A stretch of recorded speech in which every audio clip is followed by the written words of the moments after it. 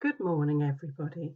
This is the second lesson on The Iron Man by Ted Hughes, published by Faber. What do we already know about the Iron Man? Think back to lesson 1. What did we find out about how he looked, how he moved, what he did, where he went? Take a few minutes to think about this. Perhaps you'd like to make some notes on a piece of paper. Perhaps you'd like to draw this roll on the wall on a piece of paper and have a go at recalling what you can remember.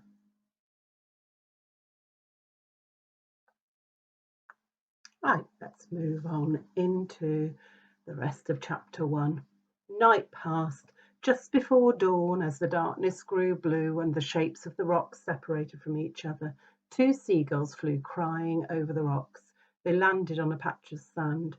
They had 2 chicks in a nest on the cliff. Now they were searching for food. One of the seagulls flew up. Ark! He'd seen something. He glided low over the sharp rocks. He landed and picked something up. Something shiny, round and hard. It was one of the Iron Man's eyes. He brought it back to his mate. They both looked at this strange thing, and the eye looked at them. It rolled from side to side, looking first at one gull, then at the other. The gulls, peering at it, thought it was a strange kind of clam peeping at them from its shell. Then the other gull flew up, wheeled around and landed and picked something up, some awkward, heavy thing. The gull flew low and slowly, dragging the heavy thing. Finally, the gull dropped it beside the eye. This new thing had 5 legs. It moved. The gull thought it was a strange kind of crab. They thought they had found a strange crab and a strange clam. They did not know they had found the Iron Man's eye and the Iron Man's right hand. If you don't know what a crab or a clam is, look at the picture. Underneath the Iron Man's legs there is a crab and there are some clams around the rocks on the edge of the seashore. But as soon as the eye and the hand got together, the eye looked at the hand. It glowed. Its light glowed blue. The hand stood up on 3 fingers and its thumb and craned its forefinger like a long nose. It felt around, it touched the eye. Gleefully it picked up the eye and tucked it under its middle finger. The eye peered out between the forefinger and the thumb. Now the hand could see. It looked around, then it darted and jabbed one of the gulls with its stiffly held finger, then darted at the other and jabbed him. The 2 gulls flew up into the wind with a frightened cry. The Iron Man continued to search the beach, collecting the parts of his body, and slowly he was rebuilt. Now, let's join the chapter a little further on. At last there was the head, eyeless, earless, nested in a heap of reed seaweed. Now in no time the Iron Man had fitted his head back and his eyes were in place and everything in place except for one ear.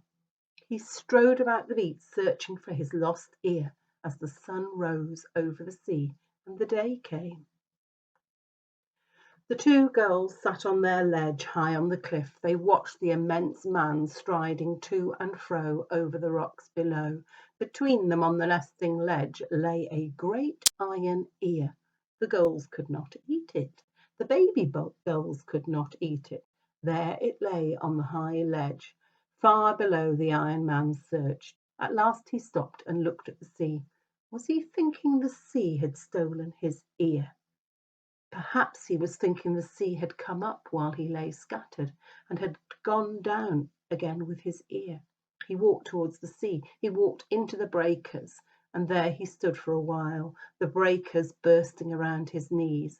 Then he walked in, deeper, deeper, deeper. In the picture on the right, you can see the beach, and the breakers are the waves breaking onto the shore. The gulls took off and glided down low over the great iron head that was now moving slowly out through the swell. The eyes blazed red, level with the wave tops, till a big wave covered them and foam spouted over the top of the head. The head still moved out under water. The eyes and the top of the head appeared for a moment in a hollow of the swell. Now the eyes were green. Then the sea covered them and the head. The gulls circled low over the line of bubbles that went on, slowly moving out of the deep sea. Now try to answer these questions. Why do you think his eyes were shining different colours? What did the seagulls think they had found? Where was the Iron Man's missing ear? Why do you think the seagulls were circling over the Iron Man as he walked into the sea? Why do you think he has walked out into the sea? I'll put these questions on DB Primary.